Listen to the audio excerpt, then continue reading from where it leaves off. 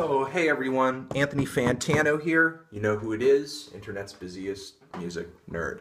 And you're going to be listening to a new episode of the Needle Drop Podcast. We have Hungrybox on the show. We're going to be talking about Super Smash Brothers, among other things as well. And before we listen to the podcast, I want to tell you there are a few ways you can support this podcast. Down there in the link, our support page, you can get this podcast sent to your email inbox for a small monthly fee. It's sent to you on a weekly basis. We also have an Amazon Associates link where anything you buy off Amazon using this link, if you're in the US, we get a little bit of kickback from that. If you're buying music, doing your regular Amazon shopping, whatever, doesn't matter. We get kickback from it. It supports this podcast, supports the show. You can also like this podcast on YouTube, share it with a friend, and we're also thinking about doing some advertising as well. So if there's something you're looking to advertise and you kind of want to use this podcast as a little bit of a billboard, sponsor it, that's an opportunity as well. Hit me up in the D box. There's a link down there as well.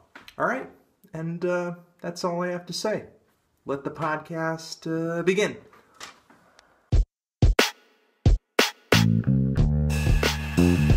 Hey everyone, Anthony Fantano here, internet's busiest music nerd, you know who it is, and it's time for another episode of the Needle Drop Podcast, where we talk with content creators, although our guest here is not necessarily a creator, really more of a competitor within the Nintendo-owned fighting game franchise that's been going for 15 years strong now, Super Smash Brothers. A lot of you might know this video game. It features characters fighting one another, such as Mario, Zelda, characters from those respective franchises, as well as obscurities from Nintendo's video game history, like Mr. Game & Watch. Also picking up acts like Sonic the Hedgehog on this latest incarnation of the game, now that Nintendo sort of owns the rights to a lot of Sega video games and characters. And my guest is ranked as one of the world's best players, and we're going to be talking with him about Super Smash Brothers, tournament play, and more. Mr. Hungrybox is on the show. How you doing, dude? I'm doing well. How you doing, Anthony? I'm doing good. So the last time we talked, you had me on your Twitch stream, and we sort of had... Yeah, I was sort of interviewing you about music, which is, sort of funny. I wanted to... You and I have very similar yet opposite interests, and you're, I would say, a much more refined and professional music reviewer, and I'm much more accustomed with competing in Smash Bros. And knowledge about Smash Bros. So it's really interesting that we can sort of bounce back to each other and share knowledge about those respective fields. Yeah, and the last time we talked, the only Super Smash Brothers game that I was intimately familiar with was the original incarnation of the game, which I spent countless hours playing. And I couldn't really speak to any other of the incarnations of the game since, like Melee and Brawl. And I believe it was after that conversation is when Super Smash Bros. 4 came out. Yeah, Brawl came out, I might get it wrong, I think it was 07 or 08. And then Smash 4, of course, came out just over a year ago. And, Smash 4, with every iteration of Smash Bros., Nintendo tries to, of course, change a lot of things to make it, I think, more accessible to many players. But they also, at the same time, try to add in different techniques that more advanced players can use. There's always a big dichotomy of, Melee versus Brawl and Smash 4 due to how different they are. But, especially now that Smash 4 has been out for a while, it's definitely been proving to have a lot of sort of hidden and really interesting advanced techniques that, some top-level players are really getting into. And to clarify, I'm not a professional Super Smash Bros. For the Wii U. I'm a pro for Melee, the one kit that came out about 14 years ago now. But I do play Smash 4. I do compete. I get kind of whomped at it sometimes, but I still find it very interesting. Well, of all of the rankings and all of the money that I could see being generated in these tournaments, it seems like the greatest sums of cash sort of gather within those Melee tournament rankings, which is the second incarnation of the game. And is there any reason that you think that with one version of the game after the other, like the most players have kind of continually centered around this version of the game, and most of the tournament players play this version? I think if I had to describe it in one word, it's sort of loyalty in a sense, but it's also sort of what you're in other words paying for, but not really. Melee, we thought it was going to die with the new version of Smash coming out at the time, which was Brawl. It was dying for sure, tournaments were an all-record low. You know, you'd have local tournaments with maybe 10 people attending. It was. And what year are we talking here? We're talking. We call the Dark Ages, and the Dark Ages, I believe, was right around 07, right before. Okay. Right before Brawl came out and right when it came out. So those times. And the Dark Ages, you know, the golden age was when Melee, it was like around 04, Melee been out for a few years. The first very old school pros were, you know, sort of dishing out all their moves like Ken, Isaiah, PC Chris, all those guys. Dark Ages were 07 when Brawl came out. But that's what sort of saved Melee, was just how different Brawl came out. You had a bunch of guys who just loved playing chess, really loved playing chess. And then Nintendo's like, all right, guys, we know you love chess, but try this new thing. It's called checkers. And that's sort of, it's not very accurate, but Brawl in a lot of ways for Melee players especially felt limited. The movement options were limited, the advanced techniques were limited, and it didn't seem that there was the same refinement that Melee had. It didn't seem... Well, I've noticed in terms of all of the tournaments, it seems like the game tournament players are performing with the least. Yes, Brawl is completely dead. Brawl is completely gone. So Melee survived Brawl. It also survived PM. And I don't know if you're looking at PM. PM was very interesting. It was a bunch of Melee diehards, I believe, who they liked Brawl, but they said, what if we can make Brawl even better? They found out a way to hack into the Wii via the homebrew channel, I believe it was way back in the day.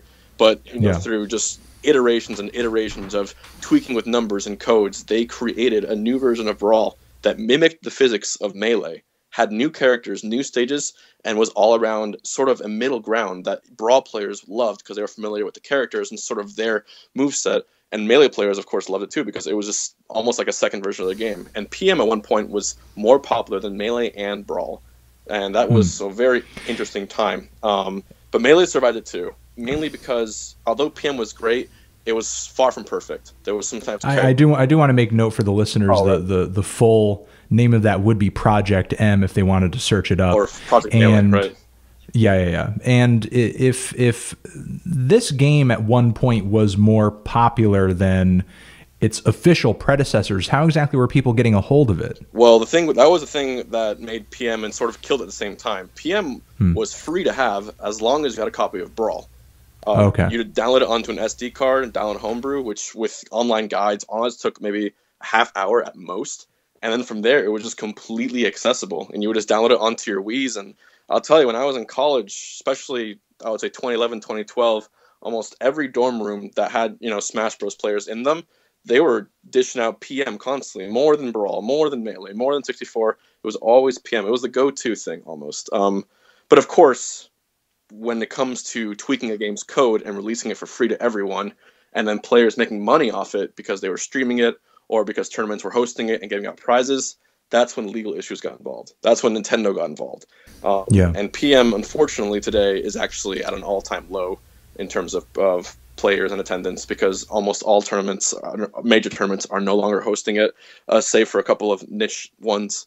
They're all going with Melee and Smash 4 right now, and even 64 is making a small resurgence. But sadly enough, the legal issues and ramifications have caused PM to, you know, not be nearly the blossoming, great, amazing flower that it once was. It was definitely... Yeah, I mean, a lot of these tournaments are very large. A lot of people go. They're generating money, and there are a lot of sponsorships involved. Oh, yes. So I imagine, you know, that legality issue, that there are some sponsors that don't necessarily want to touch tournaments that are openly sort of championing this pirated game. Yep, and it was Apex in specific. That was like our big... Before EVO came along, Apex was like the big Super Bowl of Smash Bros. That happened every January.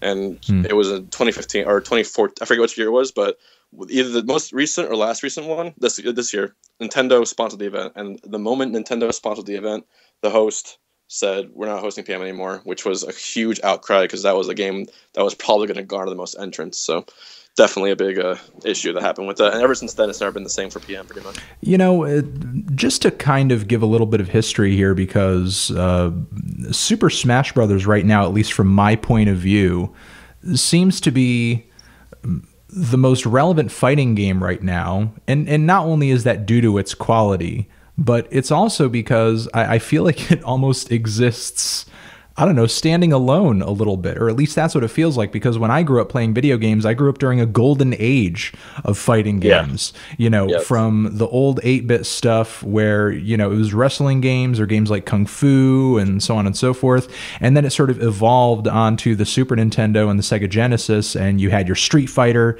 you had your Mortal Kombat, you had Killer Instinct on the 64, and you had other sort of Mortal Kombat versions that were more violent, they were bloodier. You had games like Tekken on the PlayStation platform. Like, the fighting games were huge. And yet Smash Bros. Seems to be the biggest. Well, it seems like all of those games kind of died simultaneously with the birth of Super Smash Brothers. I mean, while Super Smash Brothers was being birthed, that's when you kind of had stuff like Mortal Kombat and Street Fighter coming out with like these really crappy movies. They weren't coming up with like I guess adequate sequels to the classic games that people loved. You did have some platforms that people really enjoyed, like Marvel versus Capcom and so on and so forth, but a lot of that didn't matriculate over to consoles in time, I think, to really capitalize on the people's demand for those games, because I think they were really trying to make money off of that arcade dollar, which for a lot of people would probably be really funny to think of, that there was a time when people to play video games would have to leave the house and put quarters into machines in order to play video games. And it's the Smash Bros community in general, the franchise in general, obviously with the variety of characters it has, from, like you said, Mario, Zelda, Pokemon, Sonic now, even Snake and Brawl, like Fire Emblem. You have so many characters that have to appeal to at least one person that it's only a matter of time before everyone at least tries it or plays it once. Sure. You couple that with the fact that Nintendo not only made a game that is very, very deep in terms of top-level, peak-level skill, that applies to Melee, and I would say Smash 4 as well. But also, it's really easy for casuals to pick up and play for fun. And you can put items, and you can change all the parameters. You can do 4 players, teams, free-for-alls, crazy stages. There's whatever way you want to play it, whether you're a hardcore tournament player or just a casual guy drunk at a party having fun. That's what it is. Like, unlike Speeding Bullet to Heaven, Smash Bros. Has a lot of amazing things about it. And, it's great. And it offers so many different avenues for players to approach. Well, and I think it's worth noting that when it came on the scene originally in 1999, it completely changed the formula for fighting games completely. I mean, the percentage system was something totally different, where previously in fighting games, it was just like you had a life bar and it got drained and then you lost. And the whole idea that you're knocking your opponent off of a stage. It's brilliant. It's absolutely like brilliant. These ideas were things that fighting games just didn't have before, and it seemed like the competition previously was sort of in, we need to make the most violent, bloodiest, craziest fighting game with the deadliest looking fighters. So people so when they're playing this fighting game, it's more like watching an action movie, and Nintendo sort of comes through with this fighting game that aesthetically is really cartoony. I mean, even though it is a fighting game, there's nothing disturbingly violent about it, no blood. Little kids can pick it up and parents can watch their kids play it, and there's really nothing worrisome about the gameplay in any way, shape, or form. But yet there's something also about the gameplay, even in the earliest incarnations of the game, that's really different from other fighting games, in that I feel like it's so visceral. Like, you really feel like when you're playing your character and then you sort of knock them and they go soaring across the screen, like, it's almost as if that punch and that feeling of just throwing your character just away into the trash was just I don't know, sort of just surges through you as you're playing. Of course, and the fact that recovery is now a thing that is in Smash Bros. That has never really been in any other fighting game. You can combo your opponent like most fighting games, but when they're off the stage, it becomes a whole different thing. It's now, what option can I choose to mix him up, and so I can get back onto the stage, get back into neutral before he intercepts me. And one of the most famous interception moves, like if you ever played Captain Falcon or Ganondorf, when you hit the down C-stick in the air, the down air, it's like a big spike. And a lot of characters have these crazy spikes that send you flying downwards if it lands. And there's a lot of moves like that might not spike you, but they intercept you from coming. And that's where I would say the majority, I would say 90% of all kills in Smash and Melee come like that. Smash 4 is maybe half and half, but edge guarding, it's, and recovery, that's never really been seen before, I don't think, in any other fighting game. And yeah. All right, so moving on from, I guess, some of the history and some of the literal descriptions of the game, Sure. I guess my question currently is, now that I've been sort of reacclimating myself with the franchise and I've been playing a lot of Super Smash Bros. 4, slowly do you see these top tier players who have been kind of Melee addicts for so long matriculating over to Super Smash Bros. 4 now that I feel like the franchise has come out with a worthy sequel to that game, and it seems like a lot of players are enjoying it? I would say, it's almost like a loaded question. It's yes and no, because I think every Melee player has tried it, but it's pretty much a coin flip. You're either going to be on the side that says, well, this is a lot more similar to the Brawl than it is to Melee, so I still don't like it. A lot of people, diehard Melee fans, and I used to be the same way, they will only play Melee because Melee is probably the most unique of all the 4 titles, 5 if you include PM. Smash 4 obviously a lot more accessible, and then there are a lot of Melee players who play Melee and Smash 4.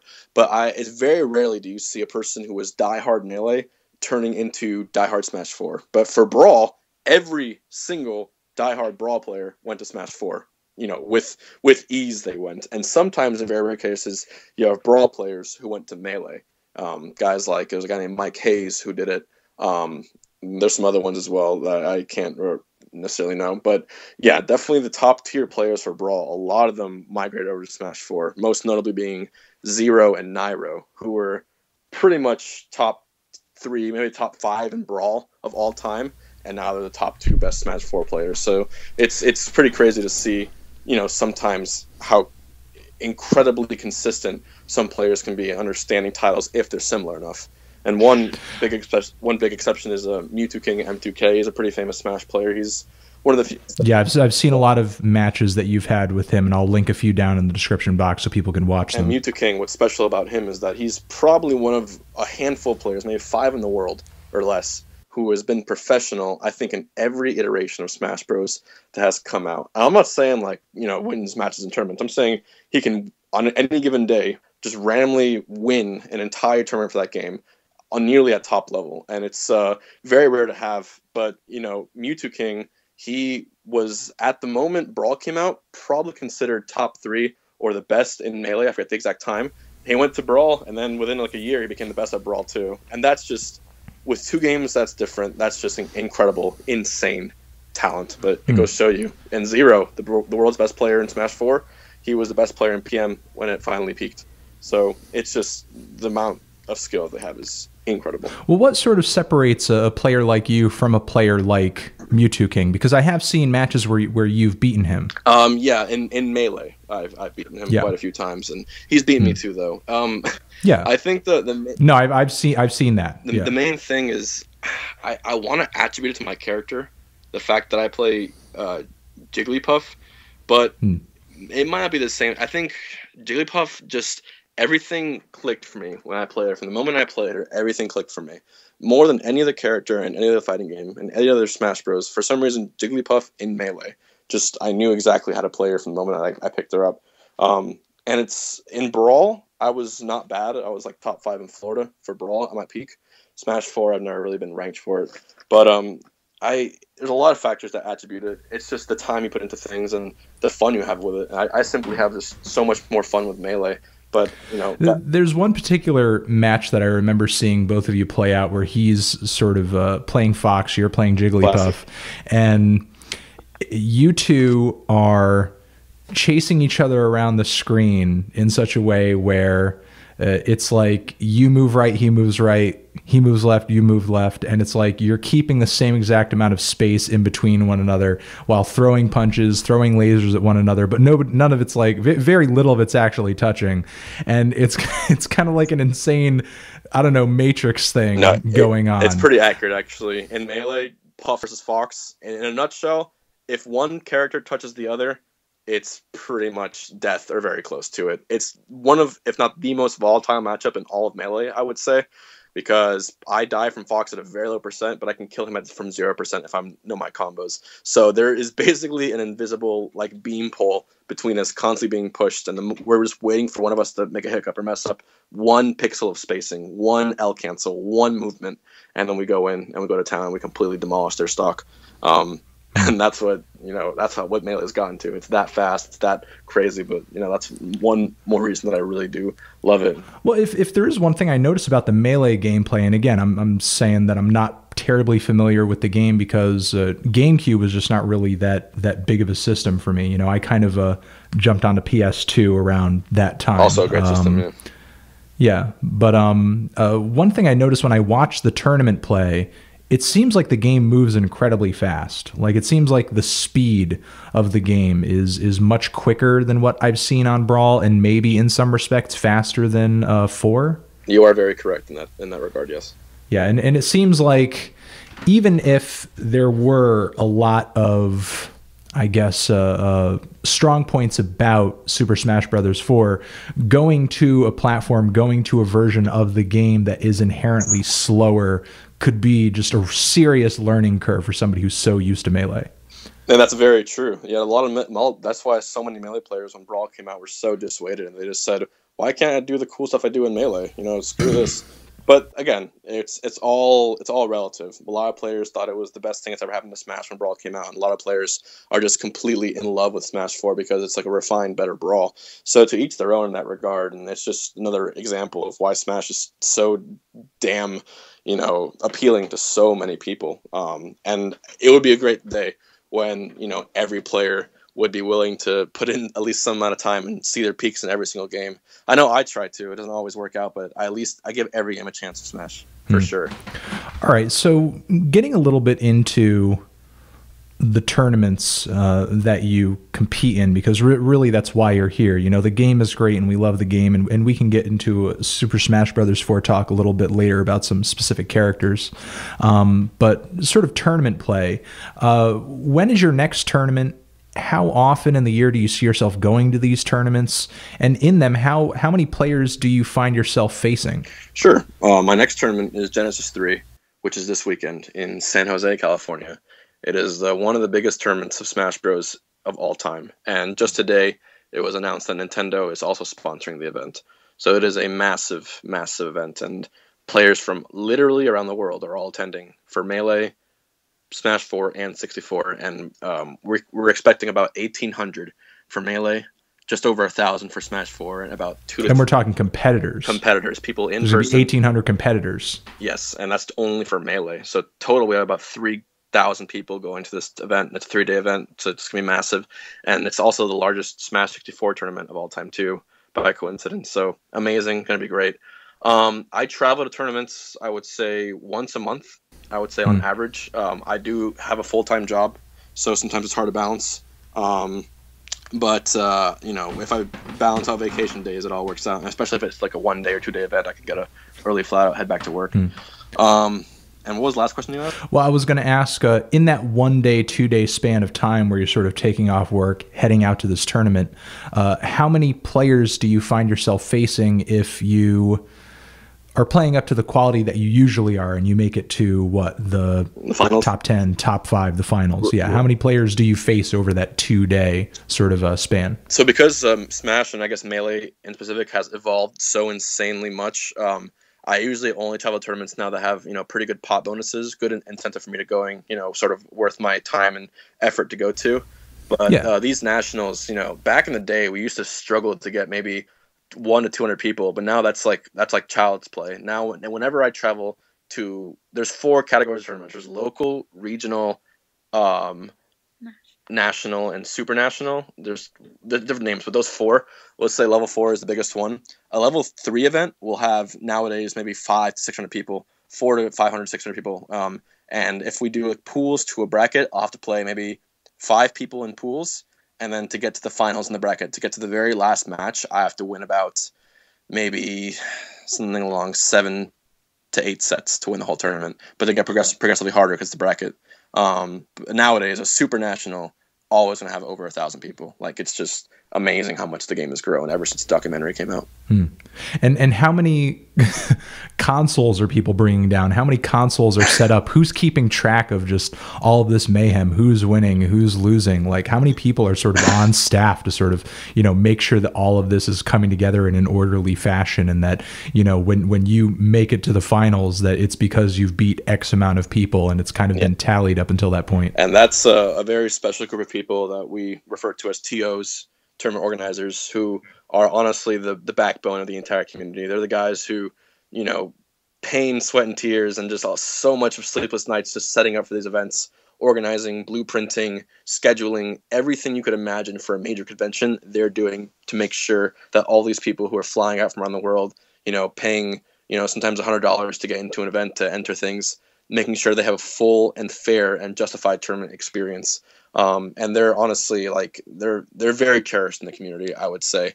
And we have them, and we have also streamers. And streaming has become a huge part of competitive gaming too, because now players can watch the event from anywhere, from around the world. It's basically identical to live broadcasting of sports on Twitch, especially. That's the main platform. Oh yeah, I mean, I've seen some of these guys. It's like a sports announcing table. It really is. We have commentators, and it's actually a very and commentators, they make a living off that. D1, one of the most notable commentators, he has a full-time salaried position as a sports commentator for Smash Bros, working for Twitch. And so it really is a great booming, sort of business when it comes to that. And we take a lot of inspiration, and I see sort of maybe information from how sports are broadcast and how sports are analyzed, and we try our best to apply that in our own unique ways to Smash Bros. And it makes the viewing experience, and especially the playing experience, all that much more interesting, because now players themselves can rewatch their own sets. They can see the stats that are being put out. Another shout out is a guy named Tafokins, who is pretty much the premier statistician, I think that's the word. He does stats for Smash Bros, and it's incredible what you can do just by analyzing gameplay and the amount of people that go to tournaments and matches and all that. It's really cool. Is he a part of the community of people who, the websites that pop up when I type in Super Smash Brothers tournaments, Super Smash Brothers rankings, and I see these boards and I see these websites that are basically ranking all the top tiered players and how many matches they won and how much money they've made and so on and so forth? There's a whole community of people sort of gathering that information. Yeah, there's a few of them. The main ones, I would say, the biggest Smash Bros website is Smashboards. That was been around for a while. MLG used to own it. I'm not sure if they still do. There's also everything is run basically for tournaments mainly by Facebook now in terms of making events. But guys like Tafokins, he's part of a team called Melee at On Me. That's the biggest Melee group, biggest serious Melee group on Facebook, and he also runs a website. And he was in charge of compiling the rankings for this year. It's the Melee at On Me Smash Rank. I think that's what it's called, the top 100 players. He does it every year and compiles them. And he actually just finished that ranking, I believe, yesterday. Okay. So we've gone over the people who organize the tournament, the TOs. We've gone over the people who are sort of streaming these things. They're announcing for them, the people who are gathering the information and the statistics. But really, what about the players? I mean, is there anything in particular that sort of separates the people who head out to these tournaments from just your average casual Super Smash Brothers player? There obviously has to be some sort of difference in the way these top players see the game. And now I've been fortunate enough to now be in this position where I can see the game almost from near the peak in terms of the competitive ladder. I began just like anyone else, just a guy who loved the game and thought he could beat all his friends and kick his brother's ass at the game. And he said, man, I'm really good. I'm going to go to these tournaments. And I got spanked so many times. So then eventually I started winning a little more here, a little more there. I started learning. And it's really the love for the game that drives everyone. But, there is a clear skill gap. There's people who've been playing this game for 10 years and they still have yet to win a local. You know what I mean? It's just because you put a lot of time into something doesn't mean you'll be the best at it, professional. You'll be really good. But these professionals, I believe it's in a lot of inherent talent that they're sort of born with. There are people who realize that for whatever reason they have the ability to understand the physics of each game, understand spacing, understand matchups, and really understand not only how to play against different characters, but how to play against different players. Most relevant example in Melee is for the past couple of years there has been a big six players who are defined as a cut above the rest, and even before then for 4 years, maybe 5 years before that, there was they called the Five Gods of Melee, and they were just a tier above everyone else for whatever reason, and the data kept proving it. Very, very rarely would they lose to people who weren't each other, So it's very, very interesting, and I think Smash Bros is very unique in that respect, that there is a small but select tier gap between the top players, the next best players, we call them like demigods, the gatekeepers and all that. But especially more recently, anything apart from a few select people, like the best player in the world, Armada, all the top players apart from him have lost sets to people ranked underneath them. And it's because the gap is closing, because everyone's pushing the meta and the skill to this game to almost alien level at this point. And just being part of that has been nothing short of remarkable, just seeing how the game can evolve when you put that much time into it.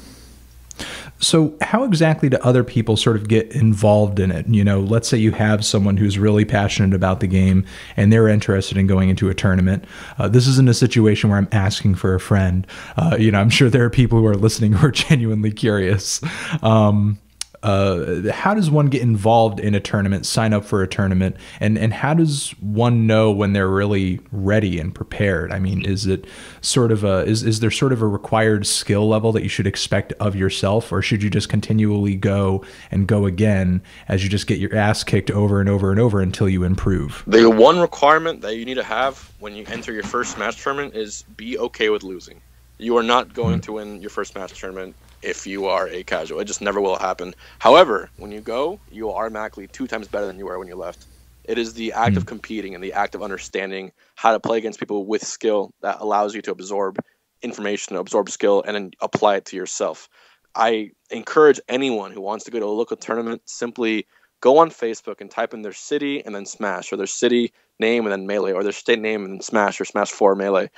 Google search for just your state or your city and Smash, and something will come up. Even if you're a guy in South Dakota, type in South Dakota Smash Bros on Google, and you will find, I guarantee it, at least a Facebook page or some kind of hub or subreddit. Reddit, Smash is big on Reddit as well. That compiles all the information and allows you to find other players and local events. It's a very, very wonderful time to play Smash Bros. Just because of the amount of resources that there are. So Google is your best friend. And the game is so popular that chances are, even if you started your own thing, some people might show up. Yes, exactly. And I host tournaments as well too. Even in Orlando, I was fortunate because it's a very, very popular place to play Smash. But chances are, if you're near any urban area, any decently large city, there will be Smash Bros. Players guaranteed, and there will be at least a few competitive players. And that's all you need to get started, is a couple of guys who want to beat each other's ass in Smash Bros. And then that's how it gets started. That's how the fuel starts. And is there anything specifically that you would recommend to somebody? Could be either a playing tip, or could be something as simple as making sure you bring a particular thing that you don't forget. Is there anything that you would recommend to a listener to sort of prepare for one of these tournaments if they were to go to one, if they were to compete in one? Bring a controller. Wear deodorant, I guess, is a given. Because you're sitting close to everyone. You'd be surprised, actually. But yeah, do that. Go to a tournament. And even before you play your matches, just sit down at open TV and play as many friendlies as you can. For those who aren't familiar, a friendly refers to any match that is not part of an official tournament bracket. So there's a lot of opportunities to play outside of the bracket while you're there. Oh, tons, especially if that's the thing. If players are responsible and they bring their own setups, which is very helpful, their own big TV or flat screen for Smash 4 and their own system, and bring their own controllers, you can play and practice a lot, even hours before a tournament begins. And these really big super nationals like Genesis, Big House, even Evo, if you go before the event starts, like a couple hours, they will let you play. They will let you warm up and play on them, and you rotate on TVs, and all you got to do is ask, hey, can I play next? And the community, we will let you play next. Especially if you're a new guy, to say, hey, it's my first time here, is it cool if I play? You're never going to get like a dark, bad eye, like get away from your kid, unless it's a very top player trying to warm up for a very special match. Like, if you're in a big super national and it's day 3 in an event and top 8 is about to happen, and you see a top player playing on a television, that is a very bad place to ask to play. Because I have turned down many people before, because when you're in top 8, I believe you have the authority or the right to request TV to warm up to play your absolute best, because that's what you're there for. But when it gets to the earlier stages, day 1 and day 2, for sure, man, play with anyone, play with the top players, play with people your age, play with your friends if you came to them. Just play as much as you can to warm up and play against as many different people. You know, don't only play your friends. Play that guy from Oklahoma. Play that Yoshi player from Japan. Play that, you know, Ganondorf from Canada. Just do it. Play it, learn the matchups, and experience it. In your experience, and this is something that I've been doing recently on the game, is there anything that you would say is kind of lost in translation in the act of just going online and then just playing a bunch of people for glory? Because it kind of seems like, I don't know, there are a bunch of gimmicks and patterns that sort of show up in everyone's fighting style over and over and over. There's also the potential for lag. And then on top of that, it seems like not being able to communicate with the person who you were playing in kind of a friendly manner and sort of learn from one another as far as the gameplay sort of takes away from the ability for this to really be like a learning experience. If there's anything I've learned playing and streaming For Glory online, it's this. If you win a For Glory match or a For Glory tournament, you're not good. If you lose a For Glory match or For Glory tournament, you're not bad. That is all there is to it. For Glory, at the bare minimum, allows players who are far away from other people to compete and practice and sort of adapt. You can still use it to practice, but I would not use it by any means as an accurate gauge of someone's skill because of those factors, because of lag, because when you have a fighting game, you need those frame-perfect abilities. You need to understand when to and where to move against certain characters, you know? Playing against a character like, I don't know, like Cloud, you play against a Cloud online, against a Cloud online, it's going to be extremely difficult. But when you play him in person, it might not be as bad because you understand where he's going to be in certain times, and there isn't that lag. And lag, if I can curse, just fucks with you so badly. So badly. Yeah. No, you can certainly curse here. And I know just my personal experience here, I decided to go on For Glory. I decided to log on the night they premiered Cloud. Oh yeah, there was 16 Clouds per tournament. It was, and yeah. I got my ass kicked like 24 times. Yeah, he's a good character. He's really, really good, I would say. But then after I downloaded him, and then I learned his moves, and then I was playing the computer, and then I was playing some other people for Glory who was playing Cloud, then I started to win some of those games. But the thing is, like, when I was first playing him and I hadn't played him yet, and at that point I had, you know, maybe beaten the game with half of the Super Smash Brothers characters, and I've played all of the rest of them, at least in, you know, several different matches. But when I was facing him, I was like, oh, new character, you know, but it seemed like every single move that he had was just completely unpredictable for me because I wasn't familiar with his moveset at all. Exactly, and that's with every new character. You gotta download them and learn everything about them. Go to tournaments and just you have to learn how they can fuck you up before you can fuck them up, and that's as easy as it gets. Pretty much, you just gotta learn all the new stuff they have, all the new bullshit, as I would say. Yeah, that's the thing. I mean, to really excel at any character, and maybe this is something specific to Super Smash Brothers 4. I mean, you have to have played almost every other character that's on the list of characters because you sort of want to know what their strengths and weaknesses are. Yeah, even like I said, we were talking about earlier before the conversation, you know, low tier, high tier characters. One of the worst characters considered in Smash 4 is, you know, you have like Jigglypuff, Zelda, someone say Wii Fit Trainer, Charizard. You can go against the Charizard in tournament or Wii Fit Trainer and still get, you know, almost beat without them getting a single hit, without you getting a single hit on them. Because it doesn't matter at that point. If you are a casual competitor, you can be the absolute best casual player in the world and get completely mollywopped by even the worst advanced player, because it really is that knowledge they have. Them saying, I can't pull this off half the time, but at least I know how to pull it off. That just, it caused such a huge skill gap. That's why I encourage all players to just look up online, look at what your character can do. It's all there for you. It's all ready to learn. Yeah, absolutely. Because the thing is, even if somebody is playing a weaker character, even if somebody is playing a low tier character, I mean, my personal favorite character is Little Mac, but he's a very clearly flawed character. Like, I'm very familiar with his weaknesses, so that makes me concentrate even more on the things he can do well. A lot of Super Smash characters, even though they may have different smashes and different moves, different skill sets, a lot of the, I guess, evasive maneuvers are basically similar across a lot of the characters. You know, I mean, some characters do have like, you know, super like special teleportation abilities, but a lot of those evasive maneuvers, I mean, if somebody is an advanced Smash player, even if they're playing a low tier character, if they can evade and predict everything you're going to do, even if it's with a high tier character, I mean, they'll obliterate you pretty quickly. Yeah, which that brings us to another point I forgot to mention. Another thing that makes Smash unique is that every character roughly has the same input for all their moves. You know, up B, down B, left B, or side B. Yes, that's another thing that, you know, I think kind of revolutionized. And you can play, exactly, you can play every character, at least, you know, fundamentals, because you know how to input all their moves. It's not like Street Fighter or Tekken where you have to know these very specific strings of inputs, which I honestly, I freaking love that about Smash Bros. But like you were saying, in terms of evasion, that's true. Every character, you got to recover some way. Every character has a shield that's, you know, sometimes of different sizes, but you can roll with every character. You can air dodge with every character, which is sort of a mid-air, you know, you get out of the way for a little second. But different characters have very fast dodges or very slow dodges. Compare, like, Mewtwo's dodge, for instance, to Falco or Fox's, and it's completely night and day, the speed of those dodges or the speed of the rolls. And a lot of times it is to balance a character out, although some of those balances are extremely questionable, I would say.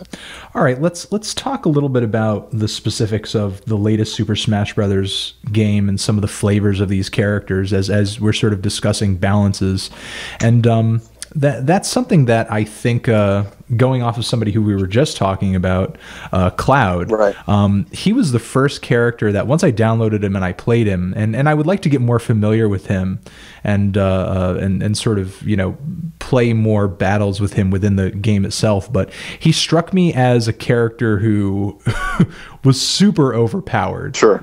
In every respect. I mean, seemed like he had good ground game, good air game. All of his smash attacks seemed pretty great. All of his special moves were pretty impressive as well. And the fact that he could sort of supercharge his moves too was something that me as a little Mac player really aggravated me, because that was like a special ability that only my character had, because my character sucked at everything else. Right. And it's interesting that you pull that up, because, you know, clearly Cloud is a better character than Little Mac. However, Cloud and Little Mac have something very similar that only they have in the game. And it's that both of their standard recoveries just suck complete dick. Little Mac's is a different, like, revolution of dick. But Cloud's is considered the second or third worst in the entire game. Unless, of course, you charge the limit.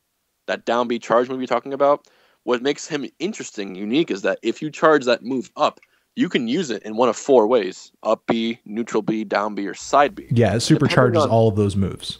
Oh, yes, it supercharges one of them. So as soon as you have that all charged up, the moment you use one of those moves again, it's going to release that move, but it's like hellishly stronger.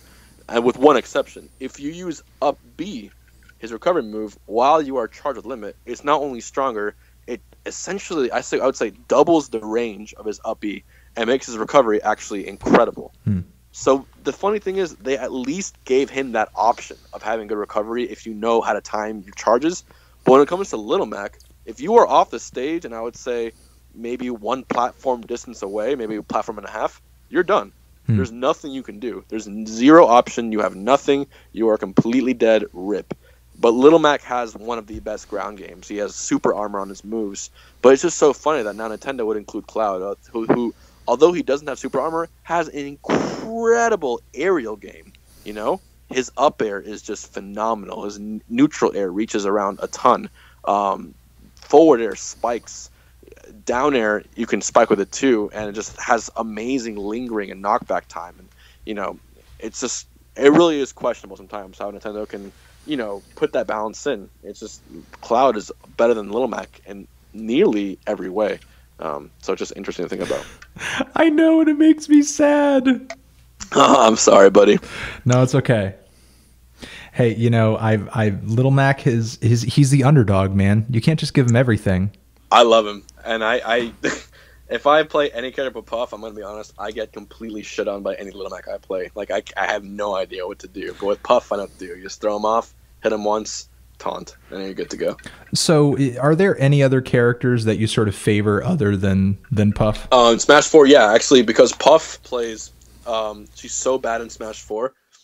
I've been sort of forced to play other characters. So I've stuck with Villager, Mario, and one more. What was it? I'm having a brain fart. Villager, Mario, and someone else. But yeah, so Villager, Mario, and Puff, I believe, are the three that I've been sort of trying to play and understand the most and, get used to. And Villager is floaty like Puff, but he has a lot longer range with his aerials. He's really annoying to play against, and you can camp with him. And a lot of people will let you know that I like camping sometimes.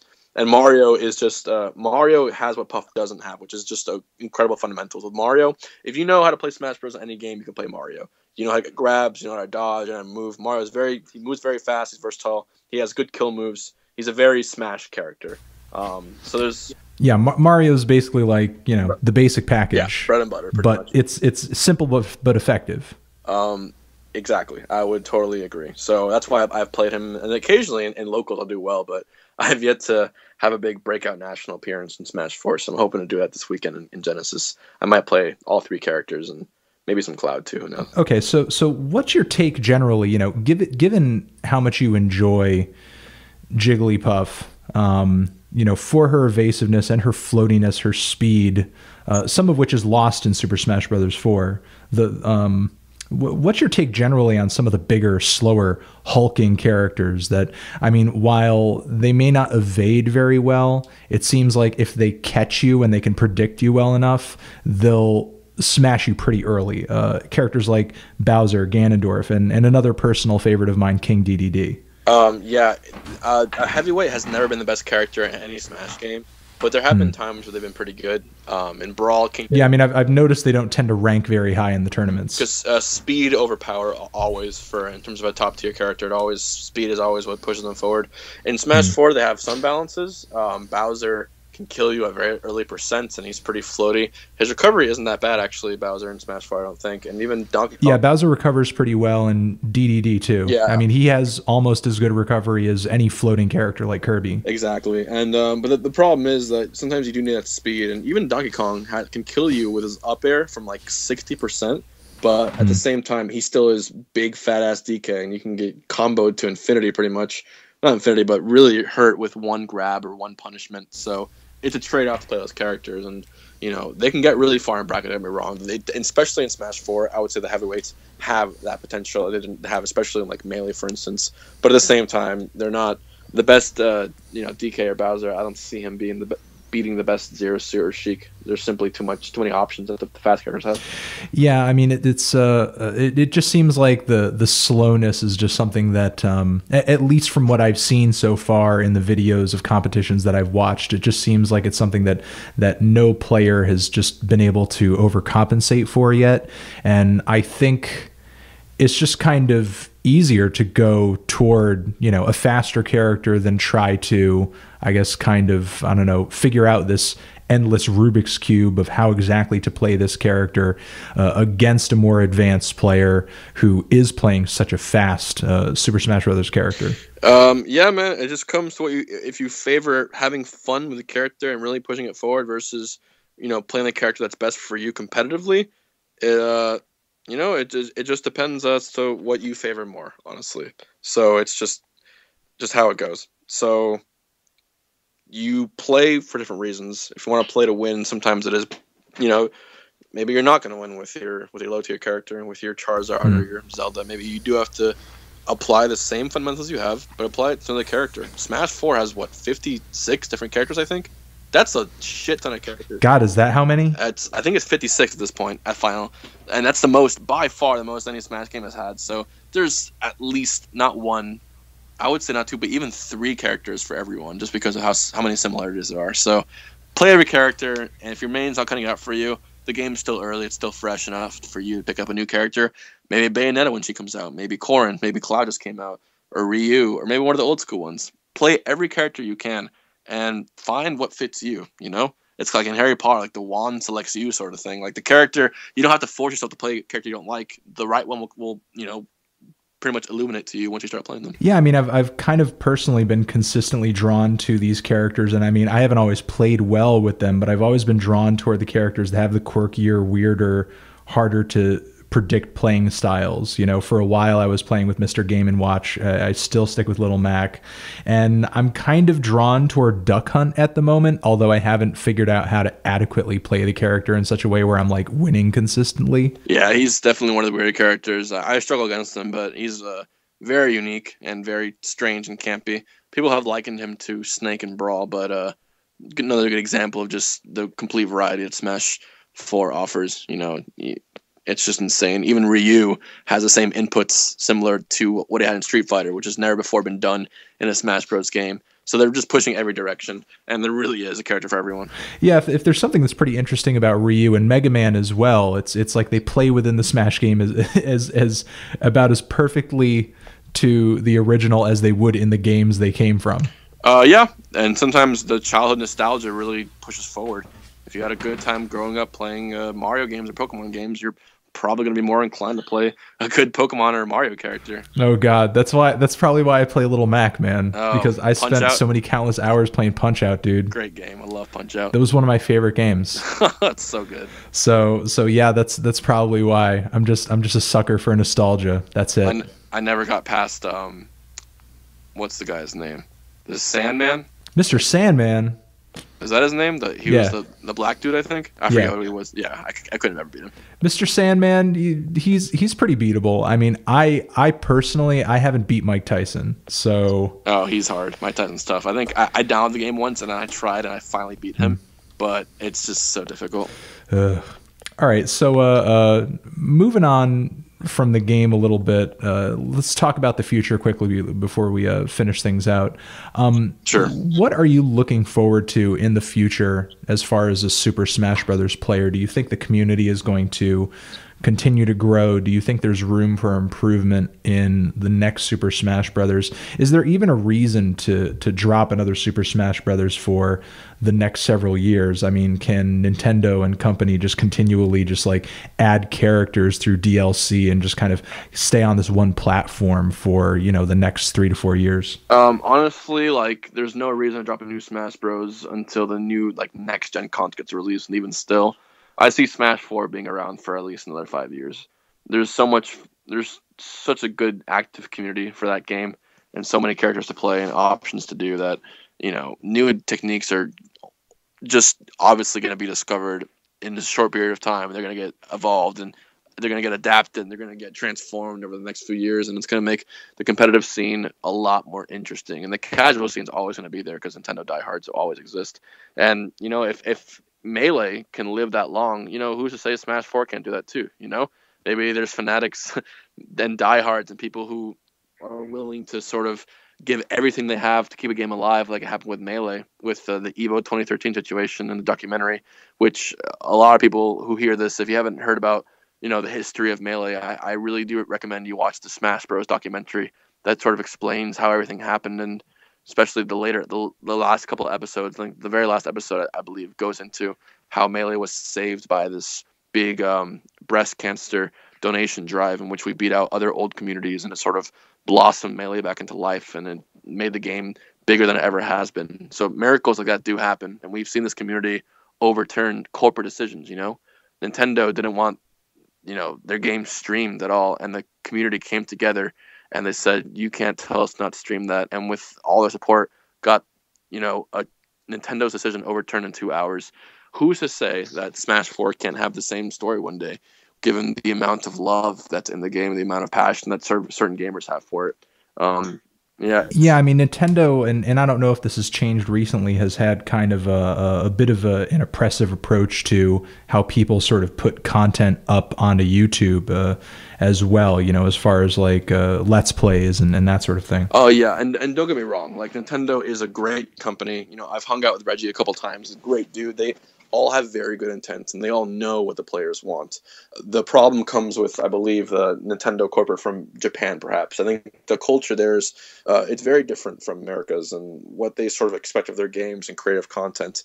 There are some market differences from America and Japan, but at the same time, Nintendo, they know their players are their audience. That's their business, and they know what the players want. And a lot of times, because Smash Bros. Has so many franchises within it, you know, Fire Emblem, Pokemon, like, as went over it, every time that you add something new or tweak something in the game, you know, a lot of parties become involved. And it's not always perfectly as easy as saying, hey, let's add it in Knuckles. Why not? We're Nintendo, we can do it. That's not true. You got to go through Sega. You got to get their soundtrack approved. You got to get all these little things approved to whoever owns the character and their creative rights. It's a very complex process. I mean, we're talking about the world of copyright here, which I'm very familiar with because, you know, I mean, you deal with it every day in the music world. Of course. And before I tune out, new Kanye and new Radiohead going to drop in the next month. I'm calling it. Just like I'm calling it right now. But what was I saying? Yeah, copyrights are very important. You know, you can't really mess with that stuff, you know, too much, especially when you get to the legal world. There are limits, unfortunately. But throughout time, Nintendo, I think, is now understanding, especially more they're seeing the love that the players have for this game, both in casual and competitive lights, and they're doing their best to appeal to both audiences. And you can see that with the addition of like tournament mode and For Glory. You can see that with the addition of Sakurai giving players pretty much the option here. You can do customs for your character, or you can just do no customs at all if you want to play vanilla standard competitive Smash. There's a lot of instances now that Nintendo is seeing not only the amount of people in it, but the market that there is within competitive gaming.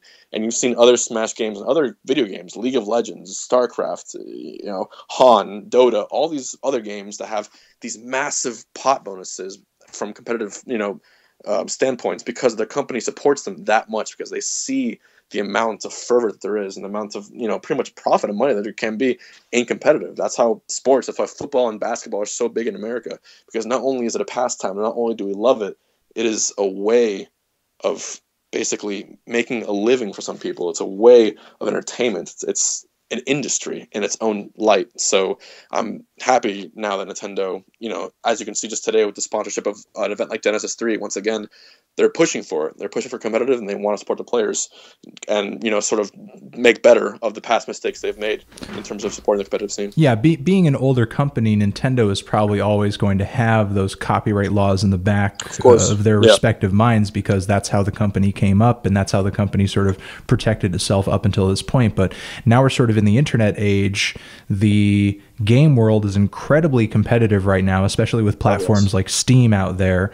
And if Nintendo doesn't give players what they want in terms of the ability to play the game and have fun with the game in the way that they want to have fun with the game, they're going to go have fun somewhere else, especially since video games have now reached this this peak of mass media saturation that they haven't been at before. When I was a kid, video games were like for nerds, and nowadays it's like everybody has a console, or at least plays on their computer or plays on mobile. I mean, games are pretty much everywhere. They're unavoidable now. Yeah, I mean, we're all nerds in some kind of way. It's cool. I think it's cool to be a nerd nowadays. If we still nerdiness has also become mainstream. Exactly. I think like there still is like different levels of being a nerd, but games are beautiful. I think everyone can see it. And now with this new generation and sort of the baby boomers becoming old, and now the actual generation Y, or however you call it, it's the generation that's raised on the internet pretty much, and the internet is just a complete access to a world of gaming and a world of culture within gaming that becomes just part of everyone's life one way or another. And it's just the best thing we can do is embrace it and make it grow as much as possible. And speaking of Kanye, before we head out, you use him as hype music? You use him to pump yourself up? You get pumped up to Kanye? There was one tournament, if you search the Big House 3, Hungrybox versus a guy named Dr. PP, or PPMD, that was the losers finals of a pretty notable tournament, and I was losing. I put on Yeezus from track 1 and listened to it until halfway there, and just completely got motivated and went completely apeshit and popped off after I won, because Yeezus was flowing through me. I mean, in your tournament videos, I often see you wearing earbuds. I mean, are you listening to music while you're playing? Sometimes I do. Recently, I don't do it anymore, but depending, a lot of the people in the crowd sometimes don't like when I win, so I sort of put in earbuds to not listen to them and to stay motivated, because a lot of people don't like Jigglypuff, which I understand. And sometimes I do it. Sometimes I do it to like motivate myself. Like, I will be honest. When we first talked and we first sort of met online, and you were telling me about this world that I didn't even know existed of competitive Smash, and then I was just like, "Oh, what did you play? Well, who's your go-to character?" And you're like, "Oh, Jigglypuff." I'm like, "What the fuck?" Yeah, of course.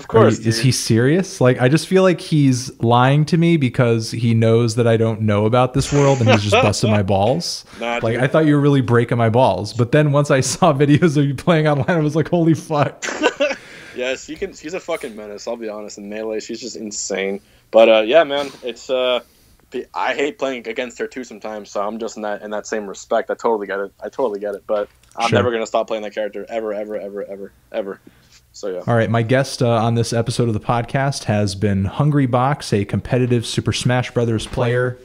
Jigglypuff is his main, and you will see him competing at numerous Super Smash Brothers tournaments in the future. Like I said, I will link some videos down there in the description where you can actually see him competing, see him playing.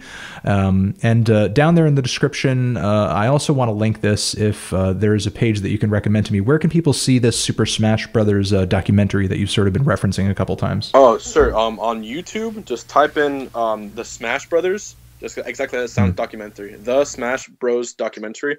And if that doesn't help, also type in the director, Samox, Samox. It's 9 episodes, so you can watch each one at its own pace. It's 4 hours total in length, but it's not meant to be watched all at once. In case wow. But it's like it's 9 episodes, and it's a beautiful piece of work that really documents all of, and it's Melee, by the way. It's specific to Melee, but it really does give you an appreciation for, the small roots this game has into what it is now. It's amazing, pretty much. Oh, I was going to say you can search that down over on Google if you want, or I'll put it down in the description box.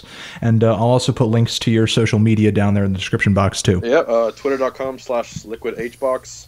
And on Twitch, I'm Hungrybox. And on Facebook, CRS Hungrybox, which is my old sponsor, but you can't change it. So I'm on those 3. And of course, for all the new players, definitely this weekend, go on twitch.com and you should see Smash Bros. On the front page. And now will be Genesis 3, which is going to be one of the biggest Smash events in the history of the entire game. So I highly recommend Friday, Saturday, Sunday, go on Twitch, watch that. It'll have all 3 games. You're going to love it. Okay, I'm going to try to drop this weekend so people can kind of react to that as fast as possible. So, for sure, man. All right, cool, man. Thanks for coming on. Hey, thank you, man. Appreciate it.